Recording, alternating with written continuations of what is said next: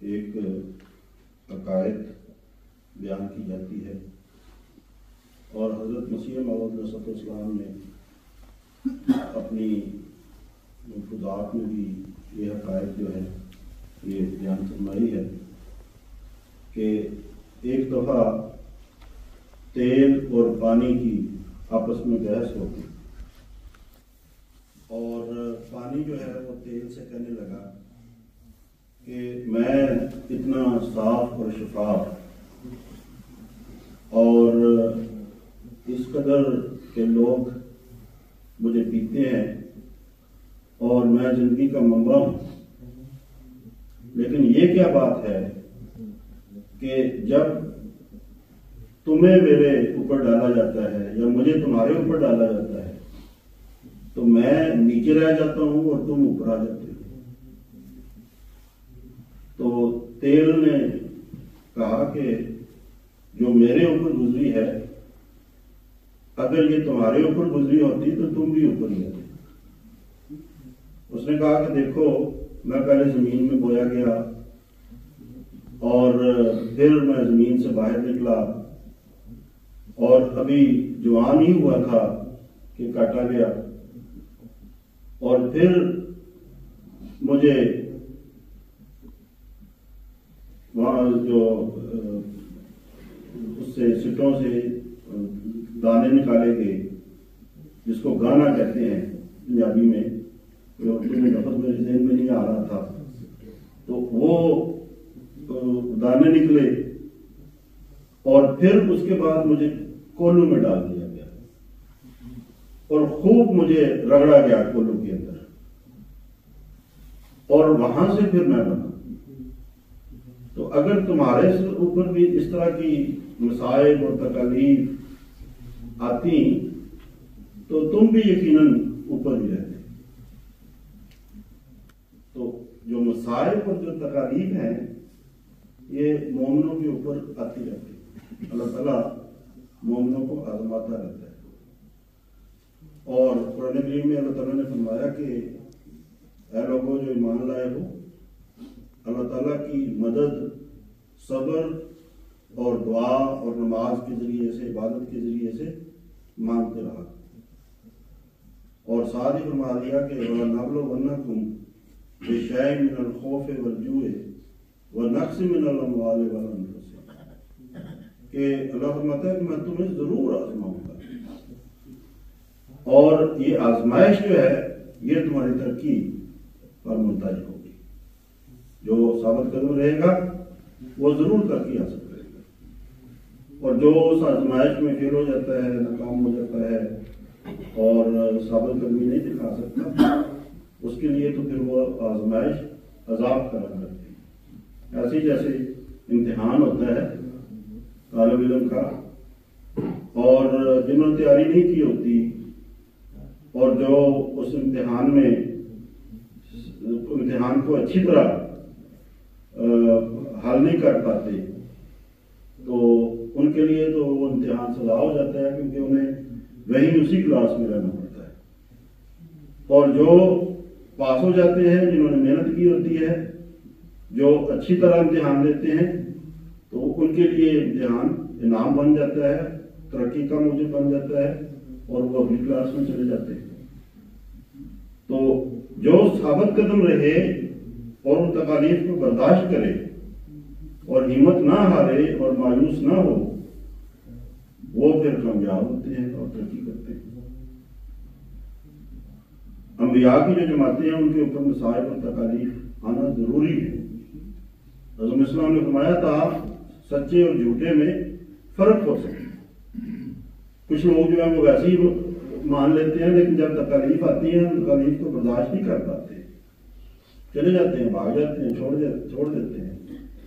اپنی جان کو قربان کرنا، اپنے اموال کو قربان کرنا، اپنی جائیدادوں کو آگے لگوانا، بھوک کو برداشت کرنا، یہ کوئی آسان کام نہیں، بڑا مشکل کام ہے۔ لیکن جو مرد مجاہد ہوتے ہیں، جو مومن ہوتے ہیں، وہ خدا کے فضل کے ساتھ ثابت کرتے ہیں۔ اب دیکھیں حضرت صلی اللہ علیہ وسلم کا جو 1300 سالہ دور ہے مکے کا، کتنا تکالیف سے بھرا، صحابہ کے اوپر کیسی کیسی جو تکالیف ہیں وہ وارد کی گئی، اور حضور صلی اللہ علیہ وسلم پہلے ان کو حجاز کی طرف ہجرت کرنا پڑی، پھر وہ واپس آئے، پھر وہ تکالیف، پھر مشکلات۔ ایک دفعہ صحابہ نبی کریم صلی اللہ علیہ وسلم کے پاس حاضر ہوئے، یا رسول اللہ اب تو حد ہو، اور اب آپ ہمیں بدلہ لینے کی اجازت دیں، کیونکہ آپ تو ہمیں صبر کی تلقین کرتے ہیں کہ مجھے عفو کی تعلیم دی گئی ہے، صبر کی تعلیم دی گئی ہے، بس معاف کرو اور صبر کرو۔ تو اب تو حد ہو گئی ہے، آپ ہمیں اجازت دے دیں کہ ہم آگے سے جواب دیں۔ یہ نہیں کہ مسلمان جواب نہیں دے سکتے، وہ جواب بھی دے سکتے تھے، لیکن حضرت صلی اللہ علیہ وسلم کی اجازت نہیں تھی۔ ہم نے کہا نہیں، ہمیں تو بالعفو ہے، مجھے عفو کا حکم دیا گیا، یا رسول اللہ تو حد ہو۔ تو آپ نے نبی صلی اللہ علیہ وسلم ناراض ہوئے، آپ نے فرمایا کہ پہلی قوموں کے حال تو دیکھو کہ ان کے اوپر کیسے حالات ہوتے کہ ان کو تو ایک ٹانگ کو اونٹ کے ساتھ ایک اونٹ کے ساتھ باندھ کے، دوسری ٹانگ کو دوسرے اونٹ کے ساتھ باندھ کے تو ان اونٹوں کو دوڑا دیا گیا اور اس طرح کی چیز کاٹ دیا گیا، آروں کے ساتھ ان کو کاٹا گیا ان کے جسموں کو۔ تو آپ نے فرمایا کہ اتنی جلدی آپ ہمت آدمی رکھیں، نہیں، ہم نے صبر کر، پھر ہجرت کرنا پڑی، مدینہ چلے گئے، اور مدینہ کے جو حالات تھے، مدینہ میں ان کے اوپر جنگیں مسلط کر دی گئی، اور ان جنگوں میں کیا پھر حالات تھے، کیسی کیسی بھوک جو ہے وہ نبی کریم صلی اللہ علیہ وسلم اور صحابہ کو بھی برداشت کرنا پڑتا۔ جنگ خندق جو ہوئی ہے اور پورا عرب مسلمانوں کے اوپر چڑھا ہے، بعض کتابوں میں 30,000 لوگوں کی تعداد لکھی ہوئی ہے، سپاہیوں کی تعداد لکھی ہوئی ہے کہ 30,000 لوگ انہوں نے مدینہ کے اوپر چڑھائی کرتے ہیں، مختلف قبیلے، اسی لیے اس کو جنگ احزاب بھی کہتے ہیں کہ مختلف جو قبیلے تھے انہوں نے مل کے کہا کہ ہم مل کے فیصلہ کر دیتے ہیں اور مل کے ان مسلمانوں کو ملیاں مل کر دیتے ہیں تاکہ ایک دفعہ یہ سارا معاملہ ختم ہو جائے۔ تو انہوں نے چڑھائی کی، اب 30,000 فوج، ان کا کیسے مقابلہ کرنا ہے، کیسے اپنا دفاع کرنا ہے؟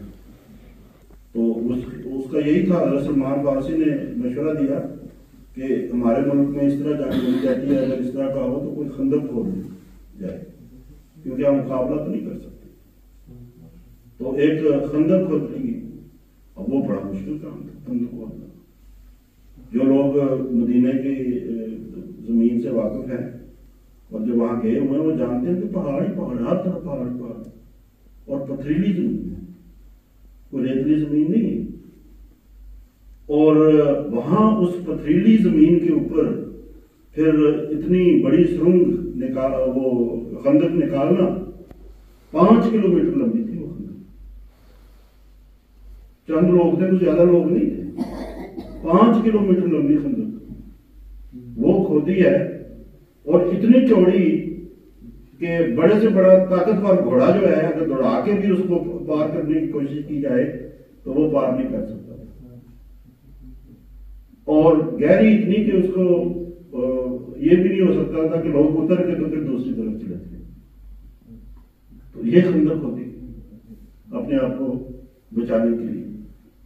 اور وہاں جو حالات تھے کہ ایک صحابی نبی صلی اللہ علیہ وسلم کے پاس آئے تو انہوں نے اپنا پیٹ دکھایا اور पेट पे पत्थर बांधा हुआ था भूख की वजह से, और कहा आप सुनो ये देखिए भूख से ये हाल हुआ कि पत्थर बांधा हुआ। तो नबी करीम सल्लल्लाहु अलैहि वसल्लम ने अपने पेट से कपड़ा उठाया और आपने 2 पत्थर बांधे, क्योंकि खाना खाने के लिए कोई चीज ही नहीं थी, तो पेट को सहारा देने के लिए पत्थर बांधे। अब वो रसूल जिसके बारे में अल्लाह ताला ने ये फरमाया हदीस कुदसी है कि लौला का लमा खलक़तुल अफ़लाक, अगर तू ना होता तो मैं ये जमीनों आसमान का बना करता। अब देखिए कि कैसी आजमाइशों से आप सल्लल्लाहु अलैहि वसल्लम एक हदीस में ये जो बात है ये बयान हुई है कि अल्लाह ताला कैसे नबी करीम सल्लल्लाहु अलैहि वसल्लम की बरकत से सहाबा की भूख मिटाने के सम्मान भी कर दिया जाता था। तो हज़रत जाबिर बयान करते हैं कि जंग आज़ाब में, यानी वही जंग खंदक जो थी, उसमें हम खंदक खोद रहे थे कि एक सख्त सी चट्टान सामने आ गई। पथरीली जमीन मैंने बताया ना, पथरीली, तो वो मैंने घर आकर बीवी से कहा मैंने हज़रत सल्लल्लाहु अलैहि वसल्लम की ऐसी हालत देखी है कि इस पर मैं सब्र नहीं कर सका, क्या कुछ खाने को है? मेरी बीवी ने जवाब दिया कुछ जौ है और ये मेमना है, यानी जो बकरी का बच्चा छोटा ये है। चनाचे मैंने उसे ज़िबा किया और मेरी बीवी ने जो जौ पीसे, आटा गूंदा और हांडी चूल्हे पर चढ़ा दी। जब आटा रोटी पकाने के काबिल हो गया और हांडी चूल्हे पर पकने के करीब हो गई तो मैंने हज़रत सल्लल्लाहु अलैहि वसल्लम की खिदमत में हज़रत सल्लल्लाहु की खिदमत में हाजिर हुआ और अर्ज किया कि आप सल्लल्लाहु अलैहि वसल्लम 1-2 आदमी साथ लेकर तशरीफ ले आए, जो भी आप पसंद करते हैं करीबी अपने साहबा में से उनको साथ ले आए, थोड़ा सा खाना है तो आप खा लें। कुछ खाना तैयार किया है। आपने पूछा कितना खाना है, मैंने आपको तफसील बताई। आपने फरमाया बहुत है। फिर आपने फरमाया अपनी बीवी को जाकर कहो कि वो ना चूल्हे से हंडिया उतारे और ना तंदूर से रोटी निकाले। अब आगे देखें, फिर आपने मुहाजिरीन और अंसार को कहा चलो जाकर खाना खाएं। जितने लोग वहां काम कर रहे थे, अच्छी खासी बड़ी जमात, सबको कहा कि अच्छा आ जाओ खाना खाएं। और खाना क्या था? थोड़ा सा। तो कहते हैं कि चलो चल के खाना खाएं। जब मुझे इसका इल्म हुआ तो जाकर फरमाते हैं कि जब मुझे इसका इल्म हुआ मैं बहुत घबराया और अपनी बीवी से कहा खुदा तेरा भला करे, हज़रत सल्लल्लाहु अलैहि वसल्लम के साथ तो मुहाजिर और अंसार सब आ रहे हैं, अब क्या बनेगा? मेरी बीवी ने पूछा क्या हुजूर ने तुझसे खाने की तफसील पूछी थी? मैंने कहा हाँ, सब कुछ बता दिया था। उसने कहा कि फिर घबराने की कोई बात नहीं। बहरहाल हज़रत सल्लल्लाहु अलैहि वसल्लम ने लोगों को कहा कि अंदर आ जाओ, लेकर रश न करना। फिर आपने कुछ रोटी तोड़ी और उस पर सालन डाला और हंडिया और तंदूर को भी ढांप दिया। आप उससे कुछ खाना लेते और अपने साथियों के सामने रखते। इस तरह आप रोटी तोड़ तोड़ कर इस पर सालन डालते गए और लोगों को खिलाते गए, यहां तक कि सब सेह हो गए और भी काफी खाना बचा हुआ था। आपने फरमाया तुम खुद भी खाओ और बतौर तोहफा दूसरों को भी भेजो, क्योंकि भूख ने लोगों को सता रखा है।